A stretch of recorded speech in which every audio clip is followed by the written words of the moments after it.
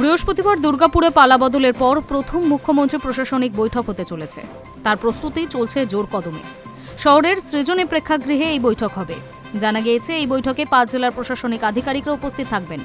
বিভিন্ন জেলার উন্নয়নমূলক প্রকল্প, সরকারি পরিষেবা, পরিকাঠামো উন্নয়ন, শিল্প প্রসার ও জনকল্যাণমূলক কর্মসূচি নিয়ে বিস্তারিত আলোচনা হওয়ার সম্ভাবনা রয়েছে। প্রশাসনের উচ্চপদস্থ আধিকারিকদের পাশাপাশি জনপ্রতিনিধিদেরও উপস্থিতি থাকার সম্ভাবনা রয়েছে বলেই প্রশাসনিক সূত্রের খবর। এই সভাকে কেন্দ্র করে শহর জুড়ে নিরাপত্তা ব্যবস্থা জোরদার করা হয়েছে। ট্রাফিক নিয়ন্ত্রণ, ভিআইপি নিরাপত্তা ও অতিথি আপ্যায়নের জন্য বিশেষ ব্যবস্থা গ্রহণ করেছে প্রশাসন।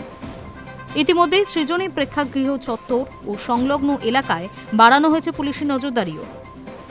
বৈঠকের মূল লক্ষ্য হল বিভিন্ন সরকারি উন্নয়ন প্রকল্প দ্রুত বাস্তবায়ন করা এবং জেলা স্তরের প্রশাসনিক সমন্বয় জোরদার করা। নতুন সরকারের অধীনে প্রশাসনিক কর্মতৎপরতা ও কাজের রূপরেখা কেমন হতে চলেছে, এবার সবার নজর সেই দিকেই। High News network.